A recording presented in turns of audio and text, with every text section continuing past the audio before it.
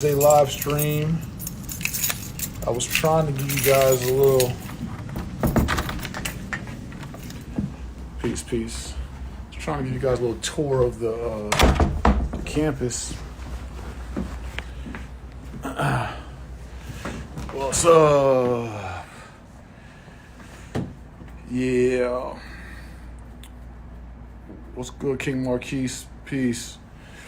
My brother Dr. Watkins is gonna hop on. We're gonna talk about some current events.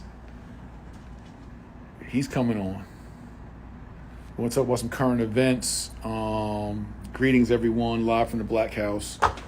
I was gonna do this from the front lawn outside. It's a beautiful day, but we had a major corporation rent out our entire campus, so I am restraint to the office, but we want that lease money, that rental money. Tulsa Real Estate Fund, Treff Life, leasing out our campus. So anyway, Dr. Boyce is coming on. We're going to talk about some of the current events happening in the world, in the community. Doc should be on just shortly. Appreciate you guys for chiming in. I did somewhat of my own rendition, talking about solutions on violence in our community, rappers dying too young. I want to hear some of Dr. Boyce's comments on that. And also want to touch on Kanye a little bit and his conflict, I guess, with the Gap and other networks and outlets. So we're going to talk about that a little bit. Just current events vibe. Me and Dr. Boyce have to get together and do some current events together, share perspectives, and those kind of things. He should be hopping on any minute. I told him 3 o'clock. I was a few minutes late trying to find my location, so we'll give Doc some grace. What's up with you all? If everyone can, how about this real quick? What is your biggest blessing this week? If you could put in the chat your biggest blessing. What's your biggest blessing this week? But also, what is your biggest challenge this week? Or just in life, right? At this state in your life. What is your biggest blessing? What is your biggest challenge? For me, I'll go challenge first. And that is just so much to do. I work hard and vigorous.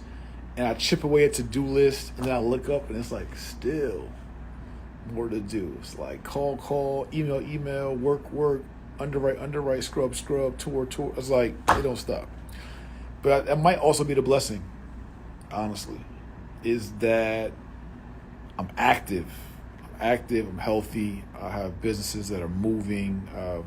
We have momentum growing. We've survived storms and pandemics and everything else. So that's my blessing and my challenge. What about you all? What are the blessings and what are the challenges? Make sure my do not disturb is on. My wife and my business are my biggest blessings. There you go. You got some points for that one. Being patient and let God is my challenge. Yeah, let God do God. While we got to do our work, but we got to let God do God. I'm still alive. My challenge is learning all of this real estate. It is a lot to learn, but it's so worth it. Because what you're learning in real estate, you now can pass on to your family and your heirs. And now they have a way shorter learning curve because of the investment and time and sacrifice that you made. So now they don't got to learn as much because they're going to grow up knowing it. Where we got to learn from scratch, right?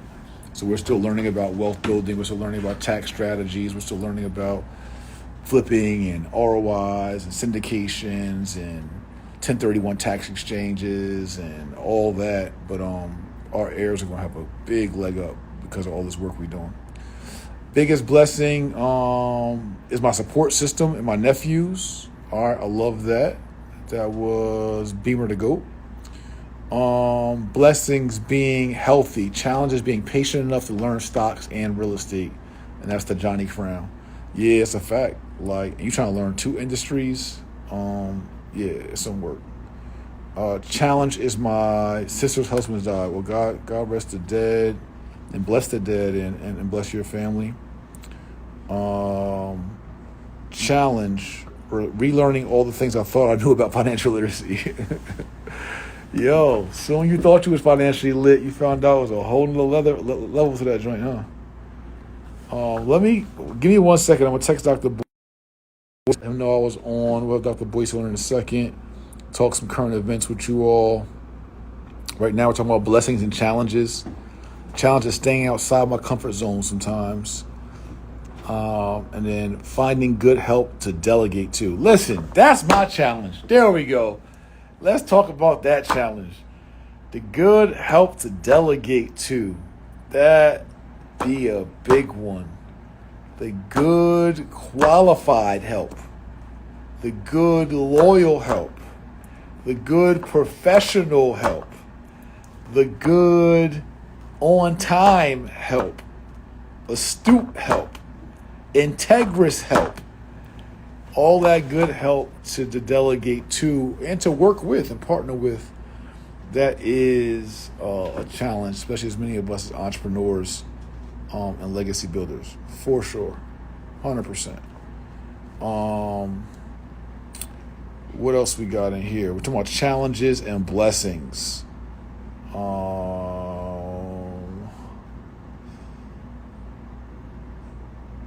Scroll through the comments. Health and family blessing. Challenges being patient and trusting the process. Yeah. I think a lot of us got that, right? Pan out the other side. But we gotta understand that like with every blessing is three things happen: seed, time, and harvest. There's always seed, time, and harvest. And you plant your seeds, you need time and the process that happens within time for your seeds to nurture, to break down. Sometimes your seeds gotta die. Actually, every seed has to die in order to then to grow. So your seed has to die and to produce fruit, and it takes time. And that's just part of the process. So it's like, what do we do in that time where we're still productive, where we still have peace, where we're still creating momentum while the process and time is happening before our harvest? And I think that's where a lot of us get stuck at, is what do we do in that process time, in that downtime? Let me see. Dr. Boyce should be hopping in any minute. Supposed to be going live together. Let's see where he's at.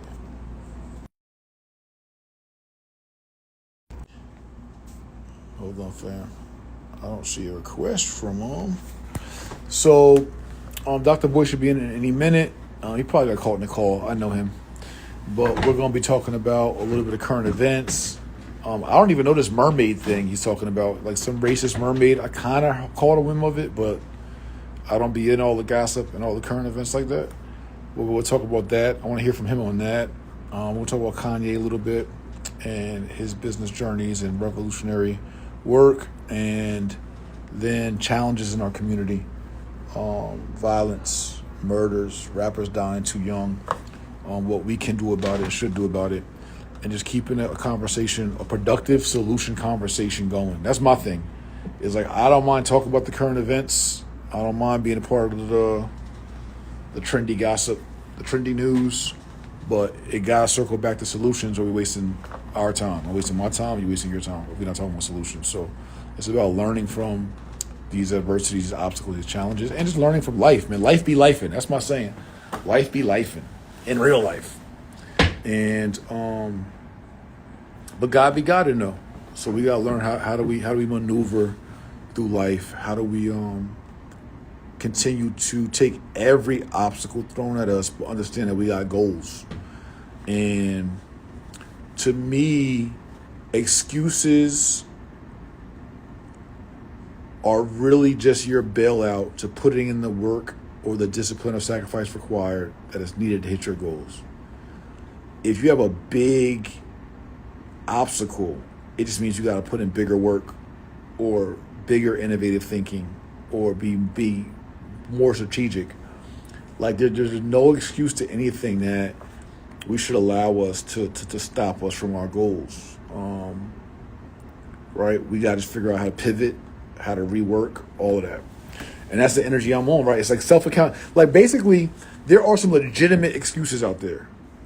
But at the end of the day, self-accountability should drive you, and achieving your goals should drive you to say, yo, even though I had this horrible thing happen in my life that would have took down most people, I'm so motivated to reach my goal. Because at the end of the day, if you don't reach your goal, even if it was a good reason, you still didn't reach your goal. So even if you say, well, yo, I was sick, I had COVID, or even you say, you know what, it was like, you still didn't reach your goal. So even if the excuse was good, oh man, I grew up in a single parent home, you know, I grew up in the hood, or I got 3 felonies, and that's why I'm broke. I mean, that's legitimate, right? You grew up rough, right? You made some mistakes, but at the end of the day, you're still broke. So the excuse doesn't solve the problem. The excuse might make you feel better, or it might feel like you got an escape clause or something, but you still didn't reach the goal. You still got a problem, and that's from a community level down to a family level down to an individual level. It's like no. My thing is no excuses, just results. What's the result, and what's the outcome?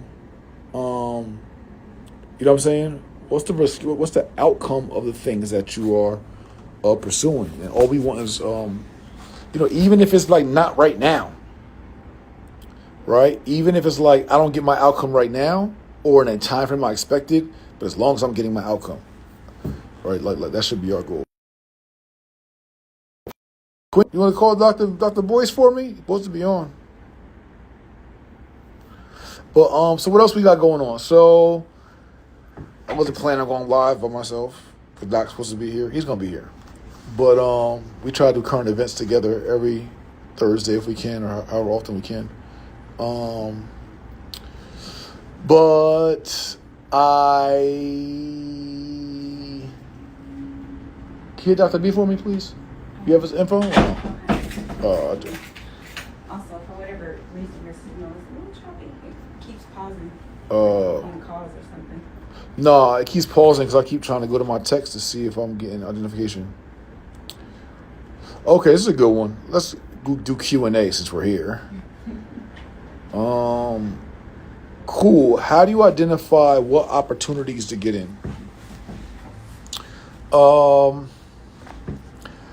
So are we talking about, well, you got different kind of opportunities, right? You have income opportunities, and you have impact opportunities. And I peace kings, peace queens. From an impact standpoint, I like to align myself and get involved with things that meet my vision, my calling, and what God put on my heart to do here on this earth, right? That's my purpose.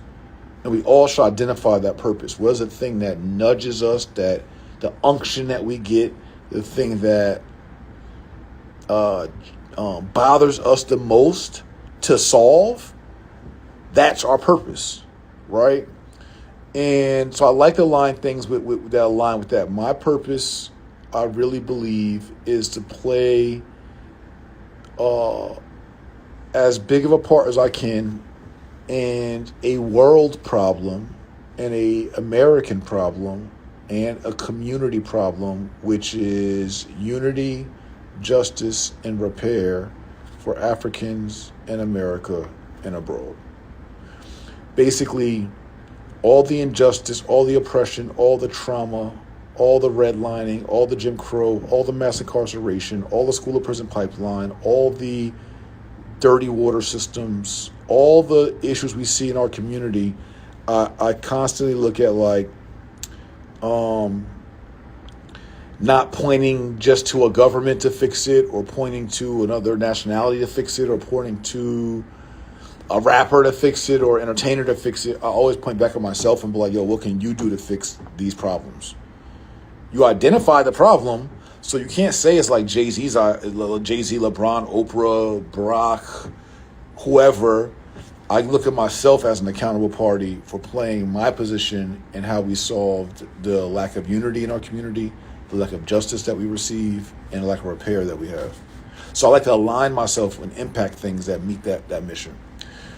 On the income side, I like to get in situations that align with my ROI targets or my cash flow targets.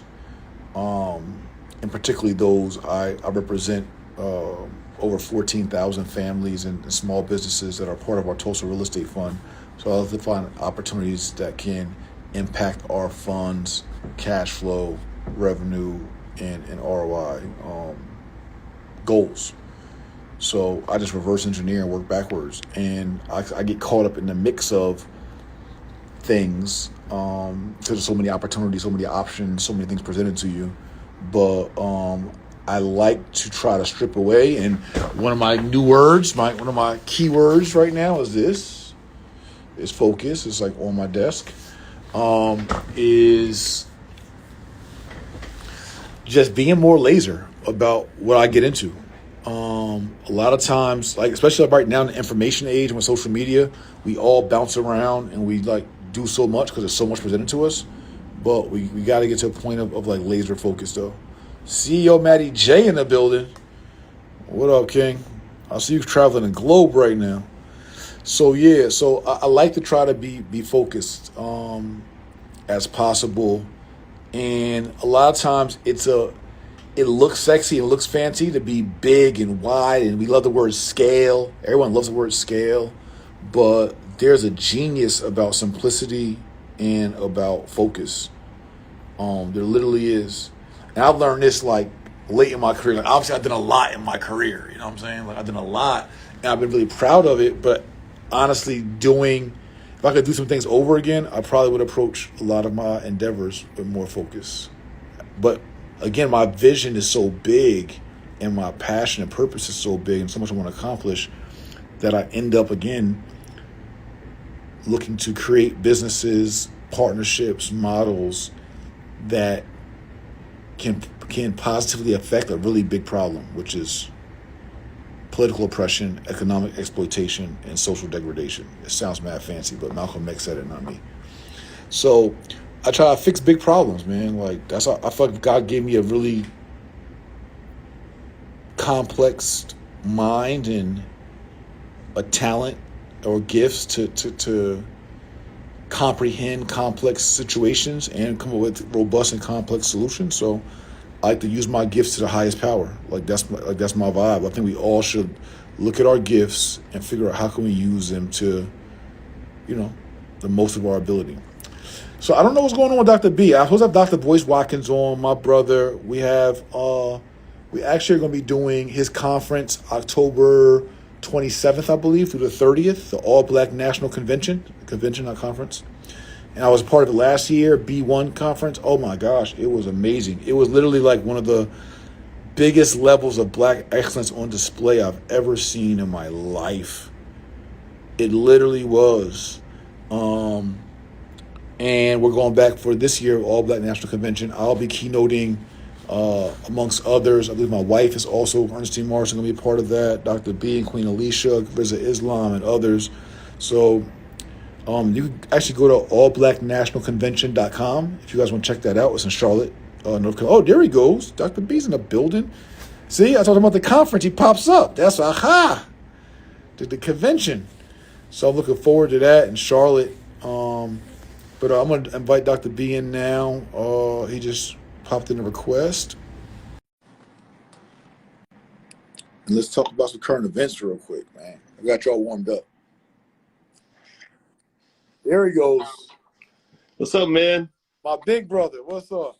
Not much, man. You my big brother. Last time I checked, you was taller than me. You my tall brother. I wish I was. How tall are you, by the way? What, 6'4", 6'3"? 6'3". Okay. That's great, man. Natural leader. I'll take it.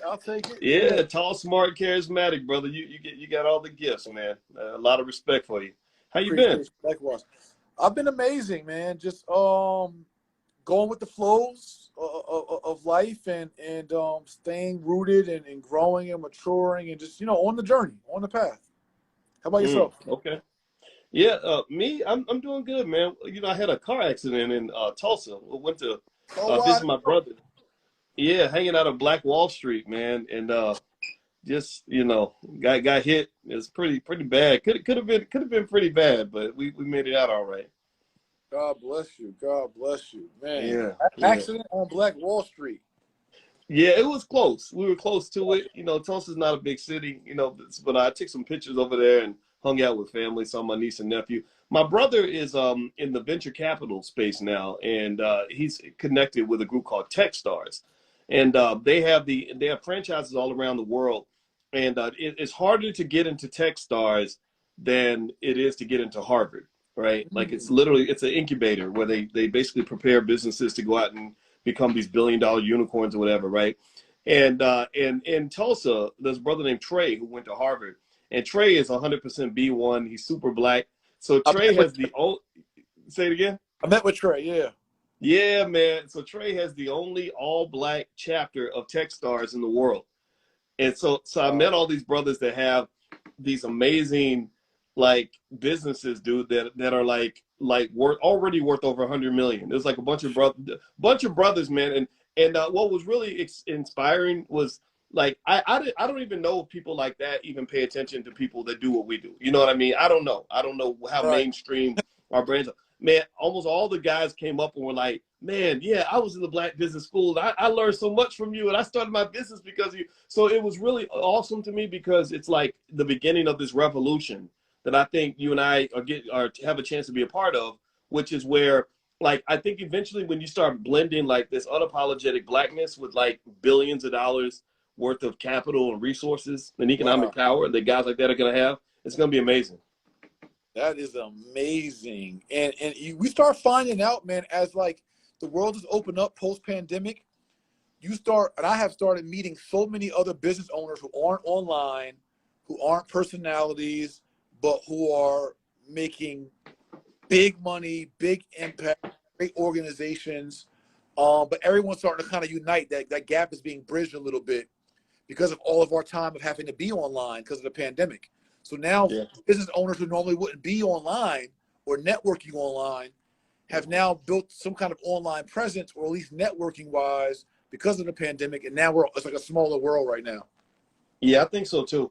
Even multi-billion-dollar companies are doing a lot more online than they were before. You know, like you look at companies like Disney, for example, they just accelerated their whole online streaming business because the pandemic gave them no choice.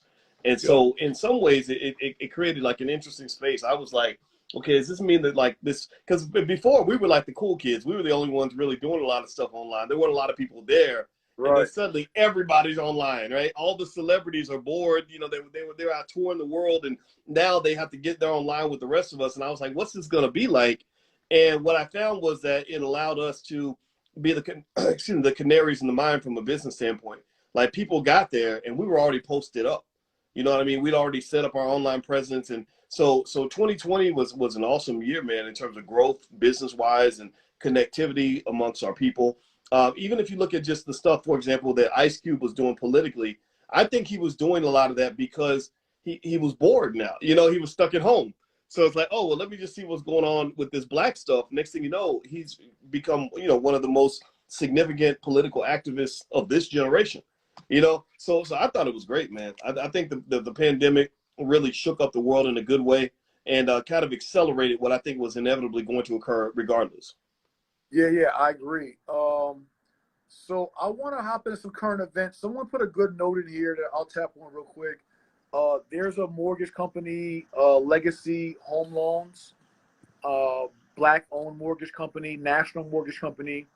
They have a special real estate program, mortgage program for first-time buyers or black homeowners that I don't have all the details in front of me right now, but it is a special credit program. I think it's like 1% or less down payment, all that. I just met with one of the founders before this call. So as a person put this in the chat, I just met with the founder, Nick Goucher, really bright brother. And, we collaborate and do some amazing things. But there's some great banking programs out there that are countering some of the programs you're seeing from Bank of America, some of the larger institutions who are posing to be a minority inspired loan programs. But I impacted one of my lives. I wanted to actually talk to you about it last week, but Bank of America marketed this loan for Black and Hispanic, borrowers or areas, but the loan's for everyone. It's Oh, just really? It's for everybody? yeah, they just market it like the big headlines are Bank of America launches minority initiative, Black and Hispanics, blah, blah, blah, blah. But they literally say in the article, because I read the article, that the loan is not for Blacks and Hispanics, it's for everybody. But it's no money down. It's like no credit score requirement. It's rolling out in 5 cities: Los Angeles, Dallas, Detroit, a few other cities, Charlotte, where we're going to be at the All Black National Convention. Is rolling out in these cities, no money down, no credit score requirement. There's even like a soft job requirement or income requirement. All these great benefits, which we can take advantage of. Mm-hmm. But it's targeting our communities, but it's for everybody. Right. So they're kind of using us in a way So for they marketing purposes. get PR by saying it's for us, but then they get to drive not only us, but also white people and other people to our communities to buy up homes in Dallas, in Detroit, in Los Angeles with 0% down, and basically accelerate gentrification by those who might be more qualified than even us to take advantage of this low qualification loan. You got to pass a home buyer class to do it, etc. So, I mean, I'm not, I don't like to be a pessimist or like a conspiracy theorist or like, there's benefits for us. Flat out, there's benefits that we can take advantage of. However, I know paperwork and I read the devil in the details. And if something is being marketed for us, but it's for everyone,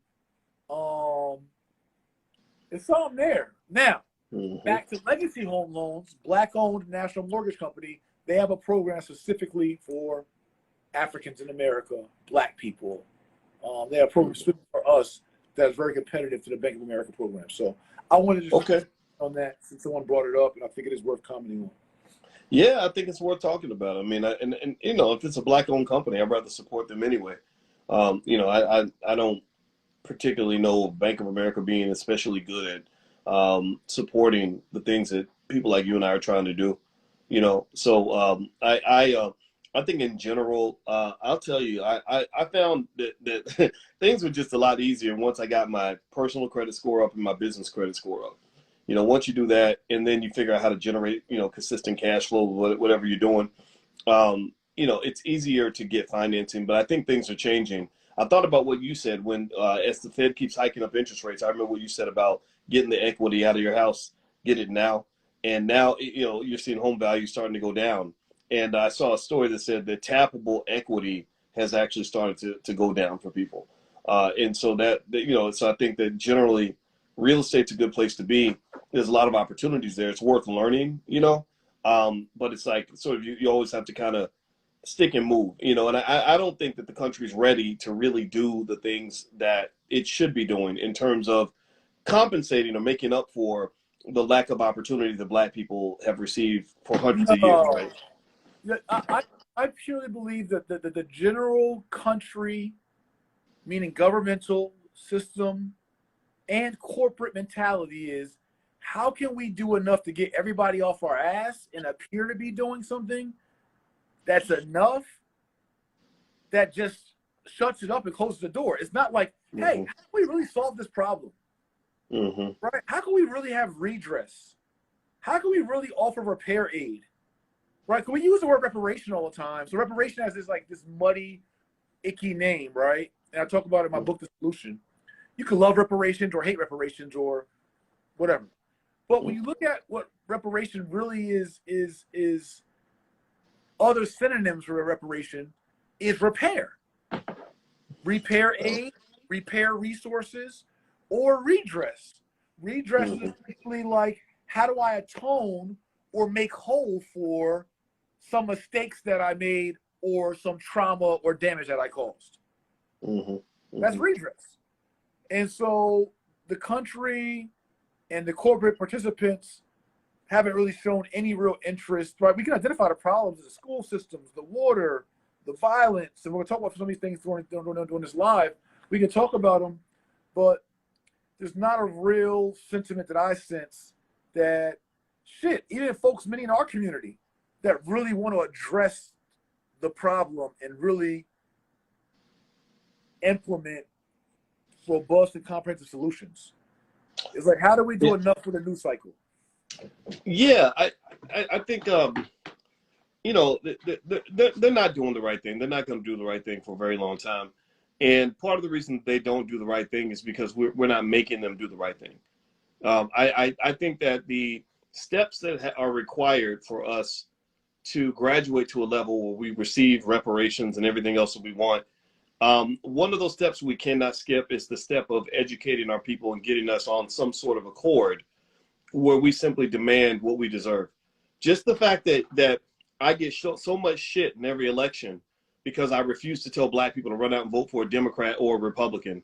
That right there tells me y'all ain't ready. You ain't gonna get shit from these motherfuckers because you are sitting there letting them pimp you and lie to you and give you nothing, and you feel like you gotta go vote. You're pressuring all your friends to go out and vote for nothing. Well, that tells me you don't deserve reparations. You ain't ready. Because it's simple. The solution's easy. All you do is you say, when they show up to your church and they eating barbecue chicken with the pastor and they swinging back and forth, when they start singing all the hymns and they say, come vote for me. You say, I will come vote for you. I just need to see the reparations plan first. If you do that and we do that consistently, then guess what? They're going to do what politicians do, which is they will give you what you need to get in order to get your vote. But what's happening really is that it's really a battle of ideas. It's a battle of culture. It's a battle of it's really even a marketing battle. So when you and I are out here speaking, and I'm saying things like, make sure you don't vote for nothing. Make sure you get something for your vote. Dr. Claude Anderson saying, you're saying, a lot of people say this. That message is being contradicted by major urban radio stations with paid off Negroes who got a big check from the Democrats to basically herd black people along like sheep. To play their role as political bosses, so rappers will come. I know a rapper who's pretty conscientious, man. You and I both know a lot of artists and whatever. One guy, I remember, he said that when I went onto an urban radio station, they told me that I can only talk about the Democratic Party. I cannot talk about the Republicans on any level. I cannot talk about options that black people have. He said, they told me I can't even talk about Bernie Sanders. And he said, they told me if I brought up Bernie Sanders, they would cut me off. And it was because of the money, right? So to me, when you're talking about things like black wealth, us educating ourselves and each other, and when you talk about black-owned media, all these things factor into our political possibilities and disposition and opportunities in the future. Because all politics really is it sinks back to a big marketing campaign. How do politicians get elected? They raise a bunch of money, they run up trillion ads, and they eventually their message breaks through the noise. So black-owned media, black-owned platforms that are used to advance the interests of black people are a critical part of us eventually obtaining the political sovereignty that we deserve. And I believe it's going to happen. It's just not going to happen right away. Yeah, there's so many points in that. But one is I'm part of the Hip Hop Caucus. I just partnered with them recently, who has they have a voting initiative. The founder is his name is Rev. I forgot Rev's last name. They've been doing it for 18 years. But what I love about what I've heard from him so far, from his own mouth and from their own mission, is not red, is not blue.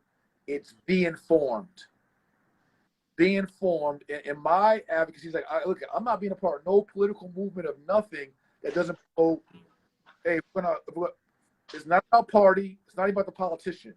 It's about what's your policies, what's your position, the things that affect me most, and what's your plan. What's your policy on reparations? What's your position on reparations? And what's your plan? What's your healthcare or economics or education or housing or whatever? What's your position? What's your plan? If I don't agree or can't understand those things, then I can't vote for you. I'm not voting a party. I'm not even voting a person. Policy, your plan, and your position. So I like the fact that this organization, Hip Hop Caucus, embraced that. It wasn't whoa, you're crazy, right? Like that was like, oh yeah, liberate. It used words like liberation, right? So I was like, I can get, or at least look to align with an organization like that. So that was pretty cool. And I like that. Yeah, in that caucus, they mentioned that the Senator Warnock here has $100 million war chest for marketing. Yeah. Like, yo, we talk about raising money to end poverty and for school systems and water in Mississippi and prison reform. And, yo, this is one measly weaselly senator, not even like the biggest state in the country, who has $100 million war chest for marketing. While there's homelessness all downtown. Mm-hmm. Like, this is like, yo, and he's not the only, there's billions of dollars spent for marketing for positions of power. Yep. But we don't even have. And that's one of the reasons why I get a little glossy-eyed when I start listening to people explaining, like, one of the keys to Black power is to raise money to get people elected and all that stuff. I'm not saying that doesn't work or that it's not relevant. I'm saying that when you come to me and you say, okay, well, the first thing you got to do to have influence in Georgia is you got to find a way for Black people to raise $100 million for a war chest for a politician. I'm like, I don't know how to do that. I ain't got $100 million. I ain't got it. I don't want to spend it on that. Yeah, I'm not gonna spend $100 million on political ads. I think that I would spend $100 million. You know what I would do with $100 million? One of the things, let's say I was doing it in the state of Georgia, I would hire just a few of the best Black educators and administrators that we could find to educate as many of our children as possible on the things that they need in order to grow into whatever you are. You know what I mean? Or whatever Dr. Claude Anderson is. Mm-hmm. I would literally want to have independent schools that are disconnected from this horrible, tragically bad public school system and just raise these children to be 100% devoted economic and political soldiers for the Black community. And to me, that means that you're talking about raising young men that understand reading, writing, and math. They understand real estate, stocks, and business ownership at a very high level. They have excellent relationships with each other where they can work together and build entities at an early age. They understand Black history and what their sense of purpose is. And they're literally taking that power and that energy, and they're going out in the world just kicking ass and taking names. They're ready for the competition. That's what life is. Life ain't nothing but the goddamn competition. And too many of our children show up to the game weak, unprepared, ain't practiced, no equipment, no battle plan, don't even know what a football looks like, and you trying to win the damn Super Bowl. The white man got his kids ready. Jewish people got their kids ready. Asian people getting their kids ready. I want our sons and daughters ready. Like, I would literally think of a school like that, or set of schools, almost like a boot camp, like just the Blackness boot camp.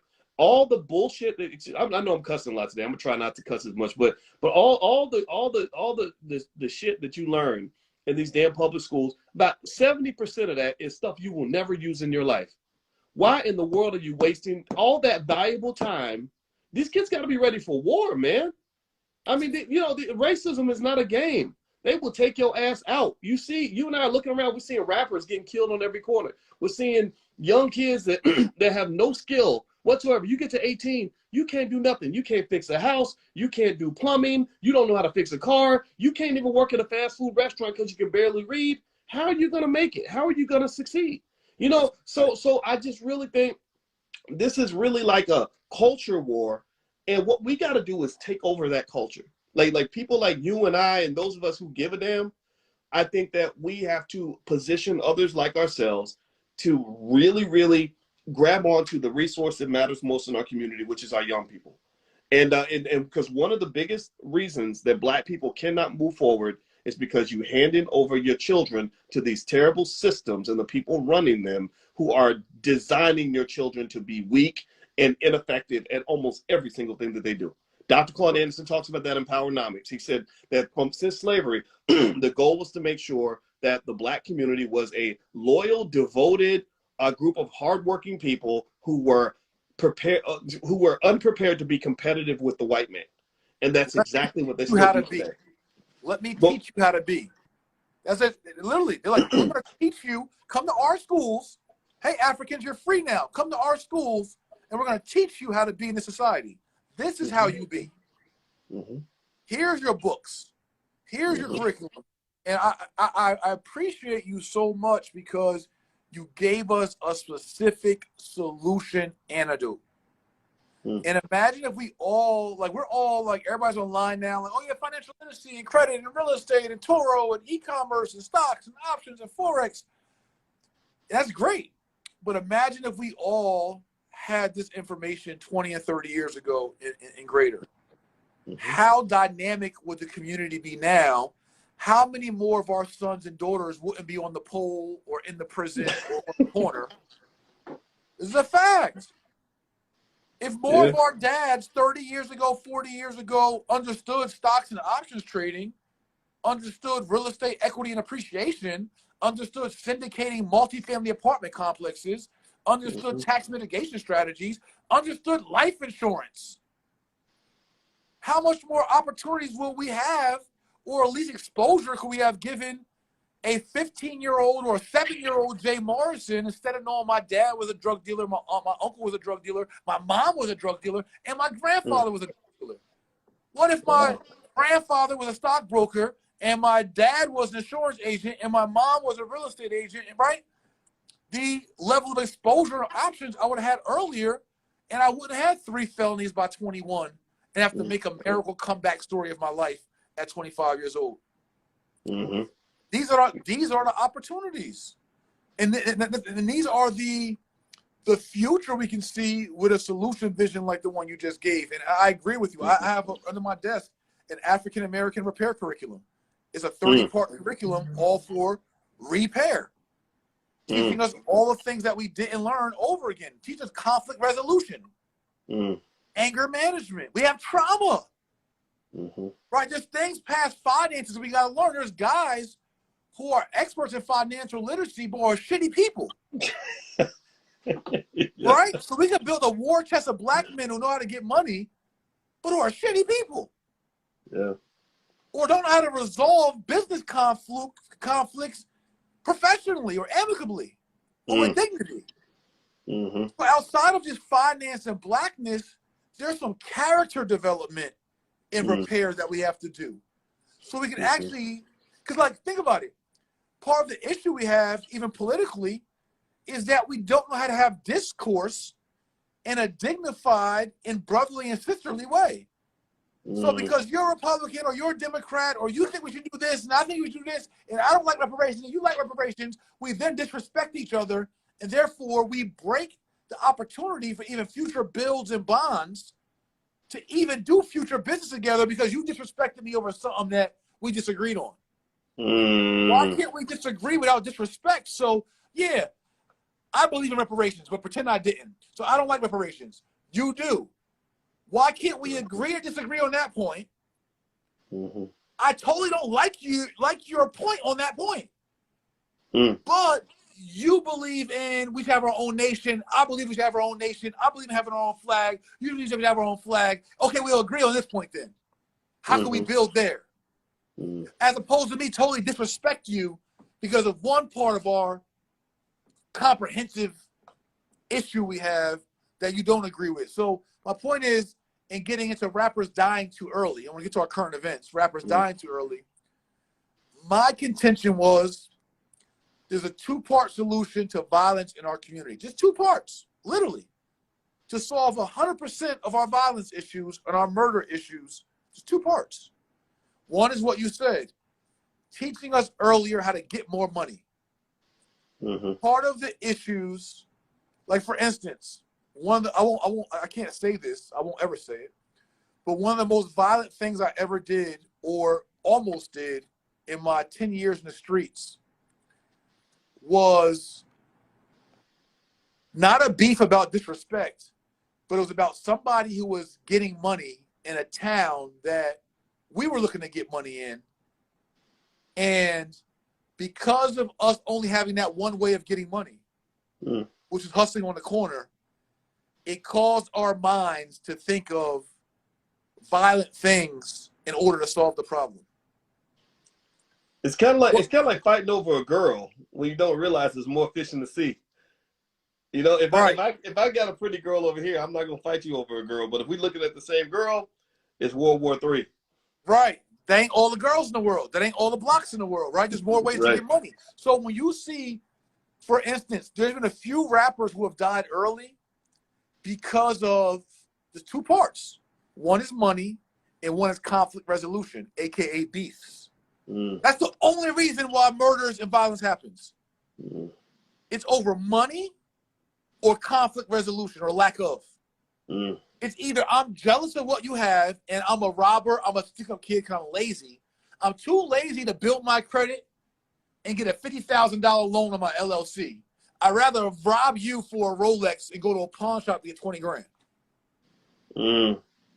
It's either that, it's over money, or someone said ego. But the whole ego thing is conflict resolution. When someone disrespects you online, someone disrespects you in the club, someone cuts you off in a car, someone tries to holler at your girl, all those things can all be resolved by conversation, by communication, by walking away. All that ego pride shit, oh, you ain't gonna play with me. I'm gonna show you. You play with me, I'm gonna show you. Mm-hmm. Bro, that's all a lack of conflict resolution. Because you played with me by calling me a name, now I gotta show you violently who I am. I gotta risk my life, risk my freedom to try to take your life or do violent harm to you because of my pride, because of my ego, because of the culture saying, I gotta show you who I am. For me to be a gangster or thorough black man, it has to be violent. Why can't my thoroughness or gangsterness be that I can take you calling me words and I can spin that whole thing around to diffuse this whole thing or show how weak you are and how big I am without any violence? Those are the two areas why we have these early deaths and violence in our community, in my opinion. Yeah, I think that what you said is 100% on point.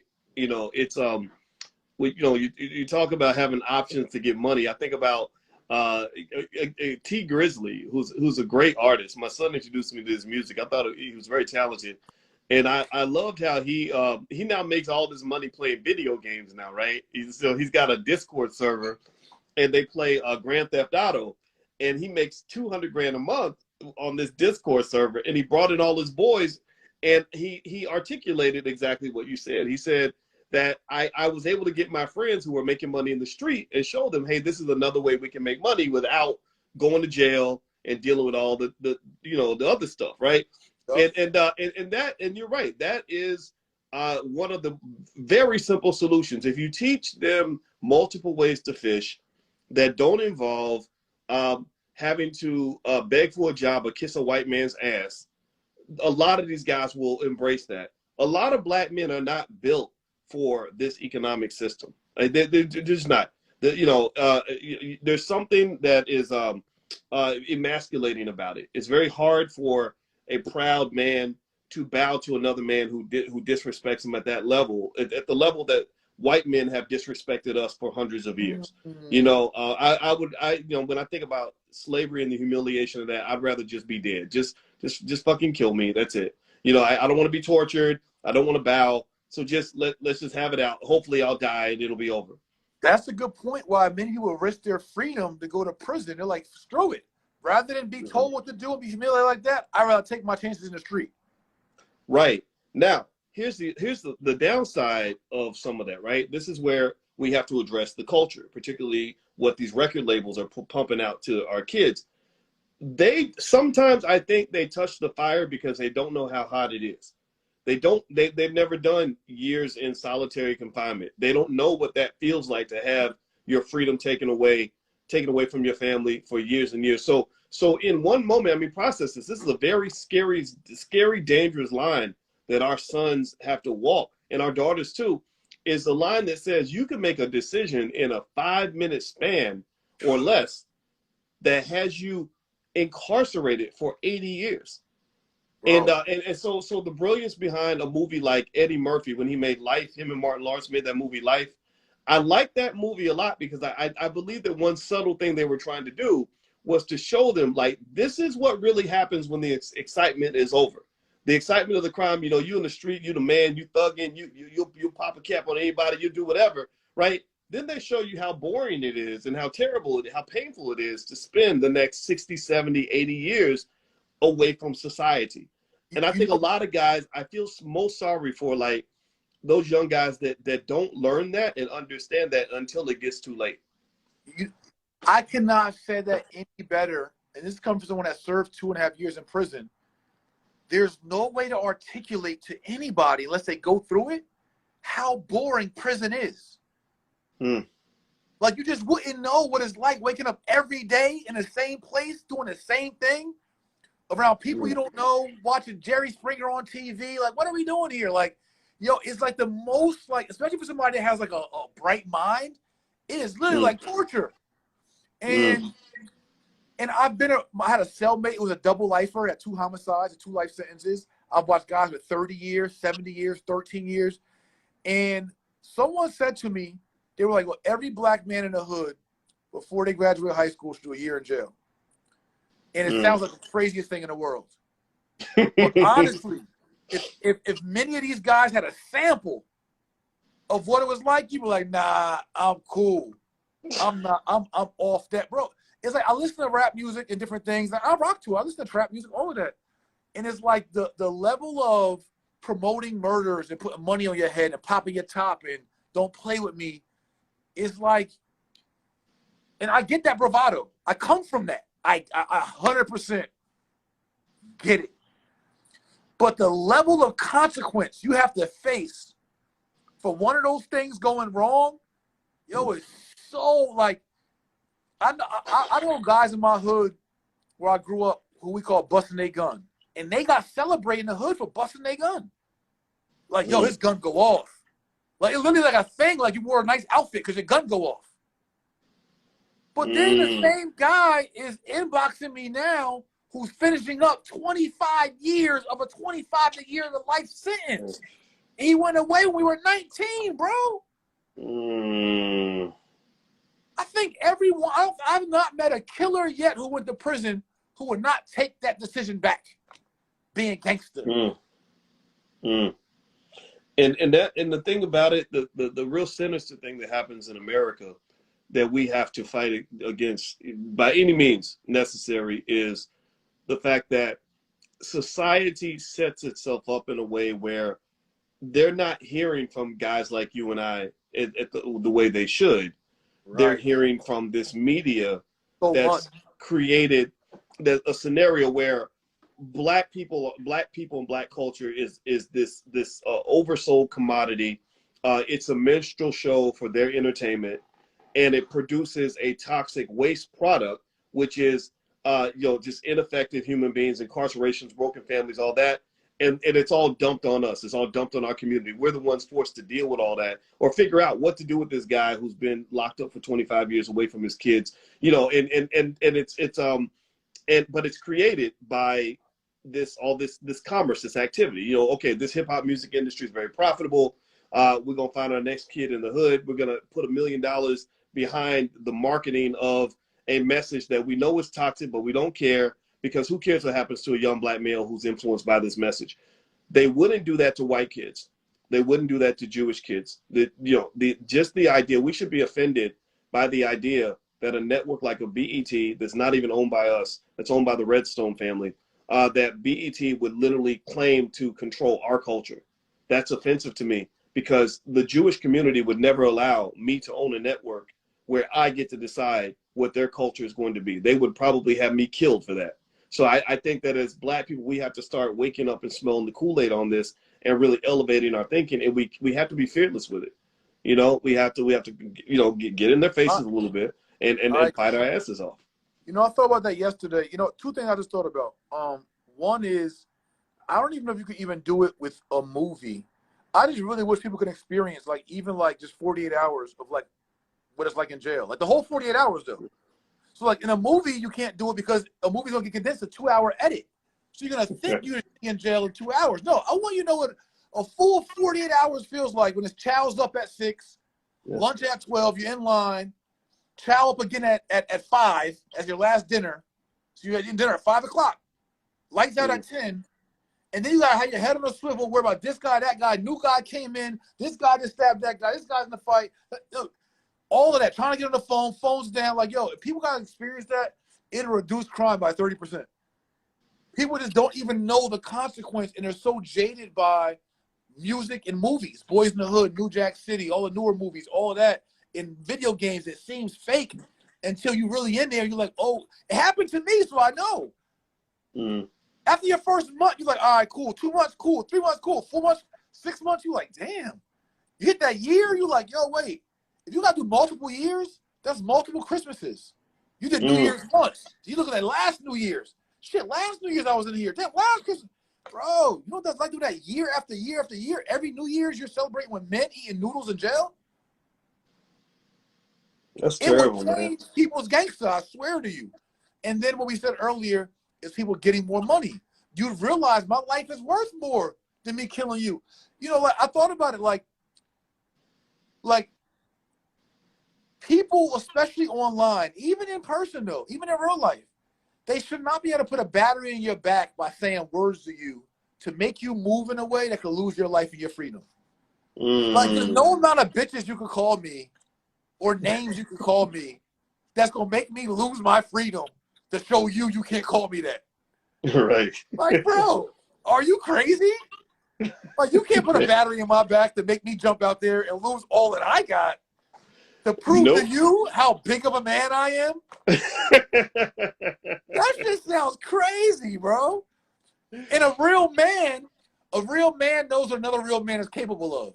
So I never would call you out of your name because I assume that you might do to me what I know I could do to you. And I don't want to motivate you to do to me what I might or could do to you. So I'm never going to disrespect you like that online or in person because I don't want you to take my life and I don't have to risk my life or my freedom and take yours. So that's my motivation for conflict resolution or just to walk away or to sue your ass. Because I don't want to get into a squabble with you that's going to cause my freedom to be taken away because I know what that's like. See, if I don't know what it's like, my freedom will be taken away with. Because all I got is county jail time for 30 days, or I've never been in jail, I got probation. I think it's all fun and games out here. Because I never stood in the chow line at 6 in the morning getting breakfast and saw three guys in front of me get stabbed up in the morning for breakfast. So I think it's sweet out here. So I think I could call you all kind of names because it's sweet out here. Because you don't know what it's really like to watch two guys running somebody's cell and do them in the cell. Like a guy that I have to go in a minute too. I know we didn't get the Kanye coming other topics, but no, that's okay, man. That's all right. I'm enjoying it. I had a guy. His name was Mel from New York. We ate together. We worked out in the yard together. We chilled together. I left Maryland prison and I went to New Jersey prison from Maryland, and I got a letter from one of my guys. He's like, "Yo, you know Mel? Mel got life." I'm like, "What happened?" He like basically Mel got in a fight with his cell buddy, his cellmate. They got in a fist fight in the cell. He beat him to death in his cell. He only had like a 5-year sentence, had like 3 or 4 years in, was like about a year from going home. Got in a fight with his cellmate, beat his cellmate to death, and then he got a life sentence. Like this, my point is just to be like, this is the reality that our youth, our music, our media need to understand. That the decisions, the words, the consequences, this culture, like it was bullshit. And then robbing somebody or attempting to rob somebody for some bullshit shoes or watch or chain that you literally can get making a few smart decisions, yo, it's not worth it to try to shine the gram. And to your media point, I just want to say, you're right. If we replace the word nigga in all our rap songs with the word Jew or kike,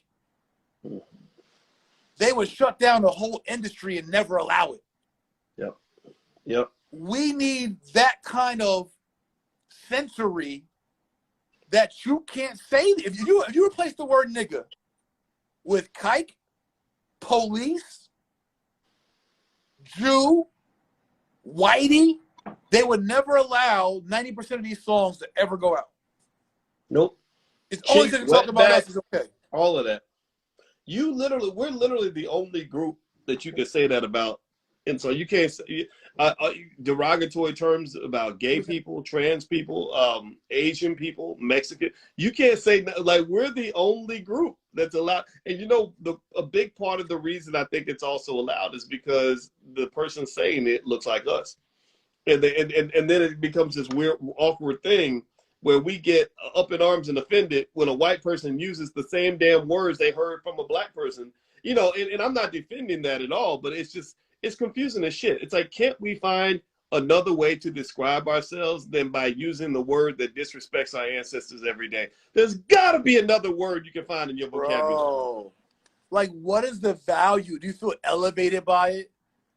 Like, you feel elevated being called a nigga all day? Like, they make you feel good? Like, yo, bro, that'll make me feel good. When everybody around my organization calls me king, every time I walk in the building, hey, what's a peace king, I feel good all damn day. My wife calls me king. My driver calls me king. My assistant calls me king. Yo, imagine they call me nigga all day on my nigga home. What up, my nigga?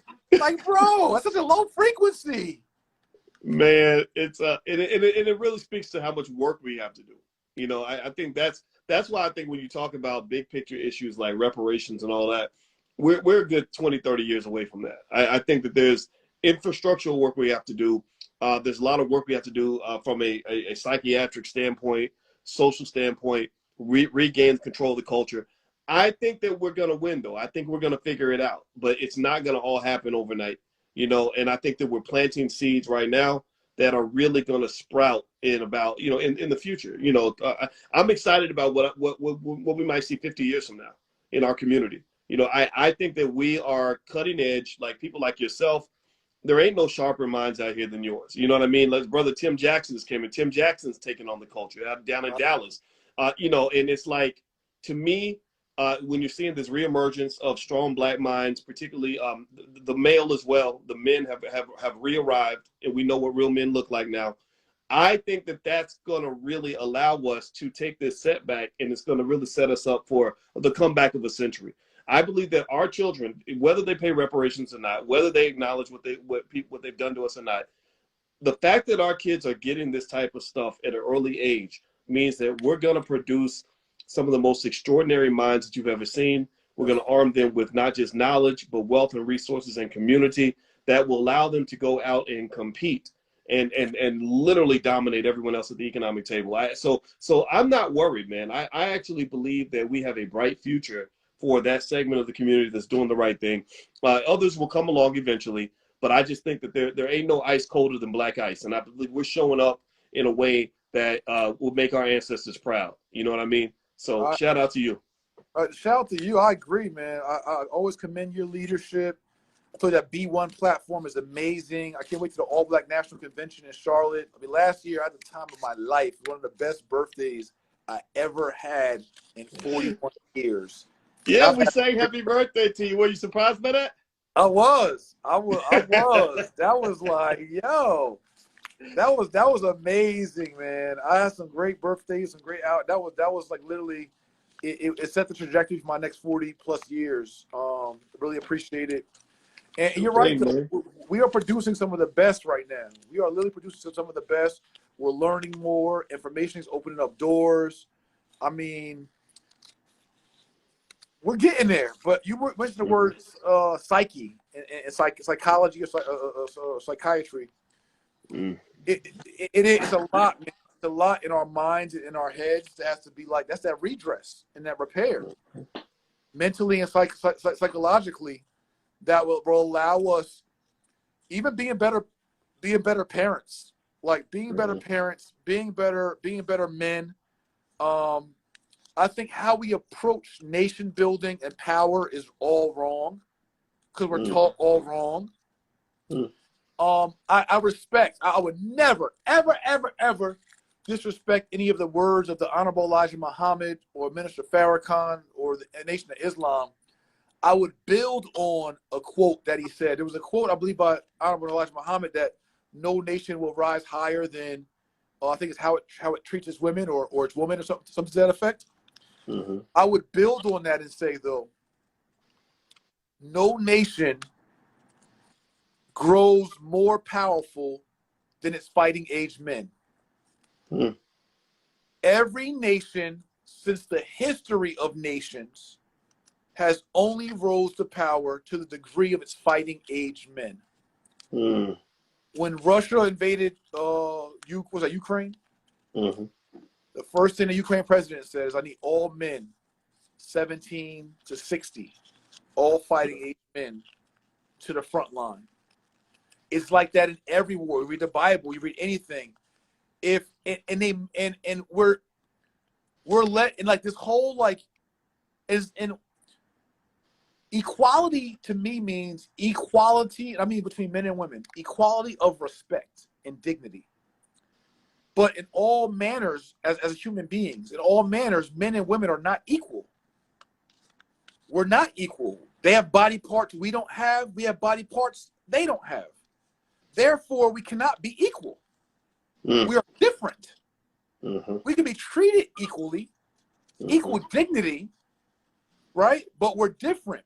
And I believe that our community, our culture, our nation of people, God's chosen people, that we truly won't get to where we really want to rise until we understand that there is a position for, and a place, and a rank, and a responsibility for our men.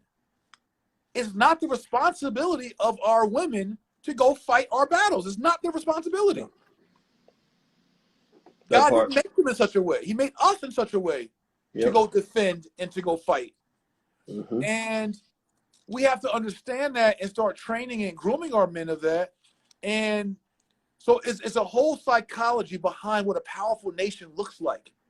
White men understand that. Jewish men understand that. Asian men understand that. And their culture and society understands that. We as a community, we are all confused as opposed to who should be in charge and leading and all these other kind of things. And at the end of the day, it's not about being in charge and men being such leaders that we're just the bosses and do what we say, but we have a responsibility. If our community is not repaired, if our women are not protected, if our children aren't protected, if we don't have clean water in our communities, it's our fault. It's the men's fault. Like one of the biggest, so I'll stop there. But I just think that there has to be a psychology change, a paradigm change, an ideology change. And we have to stop looking through the world of the eyes, not even of Europeans, but of the eyes the Europeans gave us. They gave us these eyes to see the world in this way. This is not how nations are built.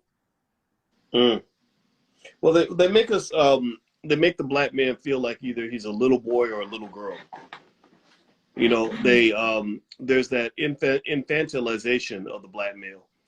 You know, and I feel that way every time I see some guy that's 38 years old, you know, and he's acting like a teenager. You know, his pants are sagging. He's trying to. What's that again? Like a little boy. Yeah. Right. You know, and the thing is, again, this goes back to that so-called culture that they push on us. And what it does is it makes the black male, not all of us fall into this, but it makes some of our men unprepared to compete on any level. Your whole family's under siege. Your kids out in the street, your woman is unprotected, and your community's falling apart. And all you know how to do is complain about it and hope that some other man comes along and fixes these things. And I think that means that you have a lack of understanding of human nature and even basic biology. You know, my father always taught me that the man who's fixing the problems in your house is going to be the man who's fucking your woman. You're no longer the man of the house anymore because he's now the man of the house. Right. And I think that unfortunately a lot of our men never learn that. So it does require us to step in. Again, you manifest. I think that when a man grasps his God-like power and ability, one of those abilities comes in the form of the ability to manifest the reality that you want to see present in the lives of the people that you love. When I talk to my son, I'm his bonus dad. You know, he's got a biological dad. He's got me. What I told him was, I said, there's one good measure. This is not a perfect measure, I'm sure, but this is one good measure I think you can use to determine what kind of man you've become. I said, the question becomes, are the lives of the people around me better or worse because I was there? Right? Like a shitty man is a man where everybody's lives, you know, everybody was traumatized because you were beating everybody's ass, or you weren't present, or you were getting high and drunk all the time, or you were financially irresponsible. You've created a trail of trauma all throughout your space. That's not what a man does. But then you've got those men, you know, where they, at their funeral, everybody's there, you know, saying my life is different because of this person. My life is better because of this person. I'm educated because of this person. This person mentored me. This person helped me out when I was in the spot, right? Like, and as I told him, I said, that's the kind of man you want to be. That's the kind of man you want people to see you as at your funeral. You want people there celebrating how great you are, not people sitting around trying to find something good to say about you when you led an otherwise shitty life. Yeah. And I don't think those conversations happen enough. And it plays out. You see it play out when you're seeing men creating children and scenarios where it's not a family structure that actually works, because you're not even protecting your seed. You're not thinking sort of in a way that in which you understand what your role is in this world. Your role isn't just to run around and get ass and get money and smoke weed and all this other stuff. Like, at some point, there's a point where you have to be responsible for something. And so I'll make this last point, and I know you got to go, but I'll make this last point. You know, there's a lot of conversation on the internet about masculinity, you know, what it means to be an alpha and all this other stuff that's out there. And I would say that if you want to talk that masculinity talk, where I come from, one form of masculinity came in the form of having something that is yours to protect, something that is yours where you have influence and some degree of control in this space. And, you know, like my father, when he tells me about my biological father was a drug dealer, drug addict, went to prison, wasn't present. So I lucked out. I was adopted by a man who overcame drugs. Drugs was one of the big factors that harm Black families. That's why I hate drugs so much, because it did so much damage to us. But my other father was also hooked on drugs, but he overcame his drug addiction and raised us well. And one of the things that he told me that he decided when he met me when I was 2 years old was he saw my mother, he saw me, and he said, "These are mine. I'm responsible for these two people."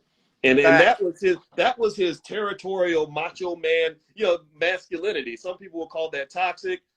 We didn't call it toxic. We were grateful that this man took it upon himself to take responsibility for us and protect us. So to me, when I look at a man, and I think a lot of African tribes think this way as well, is when they're trying to decide if you're a man, they look at you and they say, well, what are you responsible for? Where is your kingdom? You're a man. You have nothing. You have no territory. You have no family. You're not married. They don't even. There's a lot of tribes. You probably know this as well, better than I do. There are a lot of tribes where other men won't even have a serious conversation with you if you haven't taken on a wife and children. You know. Oh, go ahead. The essence of being a man is being responsible for something. Yes. Even from a biblical perspective, like, that is literally a man's job, is to cover his wife, his children, his community, right? Like, that's our job, right? Our job as fathers, as men, is to cover. Yes. If you have nothing that you're covering, you are lacking manhood, right? It's not about just enjoyment. Like, that's not it. It's literally about, like, and so to your point, that responsibility, see, when manhood is not defined properly, it gives you the out to plant a seed in a woman and then dip off and not be responsible for the seed, but still be accepted in general culture. Like, a man that's not taking care of his seed should not even be a man that's accepted in our cultures. Like, that's your job, your responsibility. You figure that out. You know what? Oh, my baby mama's crazy. Oh, this and third. Bro, you knew that when you planted a seed in her. Be careful where you plant your seeds. You were an irresponsible farmer, or what we call husband. Irresponsible husband.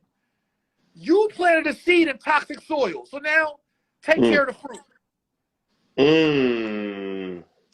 These kind of principles, though, of manhood, of rites of passage, these kind of principles will produce a better person in our culture than the excuse culture that we have now. And the free for all, willy-nilly, do what you want, it's all good. That whole vibe. We literally have run from responsibility, and like responsibility. Like, my mom always said to me, boys do what they want to do, men do what they have to do. And we have a little boy culture. I just want to do what I want to do. I want to party. I want to have sex. I want to smoke. I want to drink. I want to. And of course, to our oppressors, hey, I'll promote that. Party more jewelry, buy more clothes, spend all your legacy life earnings. Cool, spend it with us, and then go ahead and get it right back and spend it with us some more. But So yeah, it behooves others, because what does it look like if black families were, one, reproducing more, not killing millions of babies a year, not letting millions of babies go? What would that look like if we had more sound, astute, raised by responsible men, fighting age men? Who's the benefit for us having a greater population and a greater population of responsible, educated, God-fearing men? Who benefits more from that, and who loses, or who is negatively affected most by that? The people trying to control us and oppress us. So we got to understand that it literally is a responsibility of us to create, procreate more, raise more children, have more families, be more responsible. Like, that literally is our responsibility if we truly want a nation build. It literally, we are literally talked and promoted out of family. So being a player, being a Rolling Stone, doing all those things, being a pimp, all those things are promoted in our community and our culture as the cool things. Having multiple women, but women you ain't even taking care of. Having multiple children, but children you're not even taking care of. But that makes you cool because your gun goes off. Yeah. Yeah, well, they're always going to that narrative for sure. Well, they're always going to promote that which keeps the black man weak, or that which makes the black man not exist. I mean, the whole objective is to make sure that you never grow into a threat. They want 1 million Malcolm Littles, but they don't even want one Malcolm X. If one Malcolm X was enough for them to get him killed, imagine if you had 1 million of them, right? So when we're building our Malcolm X's, building our young Garveys, building our next, Jay Morrison types in the world, we have to know that that's our job to do. It's not going to happen in a public school system. It's not going to come from some white-owned media outlet. It's going to come from us, right? So that burden on guys like you and I, which is one of the reasons why I love partnering with you, man. And I that wasn't coincidental that you and I worked together. It was very intentional to connect and express support for what you're doing, is because you get it. And I think that does put a heavy load on our backs, where with whatever resources we have, we got to go out here and get the damn job done. It's like you're on the football field, and the team you got is the team you got. You got to sit down with the chalkboard and design a play, and you get on defense, and everybody's got their little area they're gonna cover and do their thing, and I think we can put points on the board, man, because I would put your brain up against 100 white men. You know what I mean? Like, and I will put my brain up against 100 white men. I think that at the end of the day, that's why I know that we're going to win. Everybody ain't going to win. There's going to be some casualties. There's going to be some people that get lost in the sauce. But I think that the community, what we're seeing right now is something that is a revolution. I think it's going to be remembered. And I really think this is just the beginning of the most extraordinary. Like, I think in 100 years, you're going to see young black B1 people that are running trillion-dollar companies. I believe. You know what I mean? And at that point, the seeds that we're planting, the fact that we're documenting our ideas and things like that, you understand legacy better than anybody. I think that those ideas will form a foundation for what they do with that power. It won't be misguided power. It won't be a bunch of rich Negroes who don't understand what to do next. They'll have a plan and an agenda. They'll execute the agenda, and they'll remember what Powernomics was all about. Powernomics defines power as the ability to pursue your agenda despite the opposition of others. A powerful man can do what he needs to do, and he doesn't have to worry about whether people like it or not. He just does it. So for black men, we got to get out of the habit of sitting around and complaining about what white people will and won't let us do. Like you said, a man does what he has to do. He finds a way to get it done. He doesn't give up. He's persistent. So these basic fundamental values are what's going to lead us to win. So I'll go to battle with you any day, man. I just want to say that. Absolutely. So, vice versa, always. I'm putting in a chat for everybody. Dr. Boyce and I, we will be with so many others at the All Black National Convention. It's October 27th to 30th, right? 28th through the 30th, Charlotte, North Carolina. Charlotte, North Carolina. I'm putting in a chat for you guys. If you all enjoyed, got empowered by, inspired by any bit of this conversation, I didn't put that. I did. Okay. Yeah, come to allblacknationalconvention.com. I'll be speaking, I believe, keynoting there, lecturing.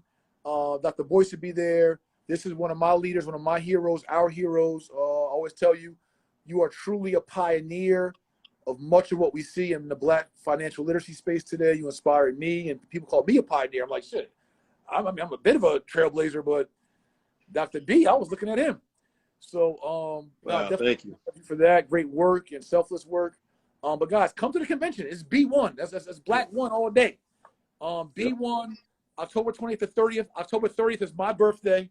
We celebrating again. We're gonna do something special. I don't know what, but yes. It is going up. So yes. 42 years old, Jackie Robinson style, number 42. Guys, come on out, man. Screenshot this, allblacknationalconvention.com.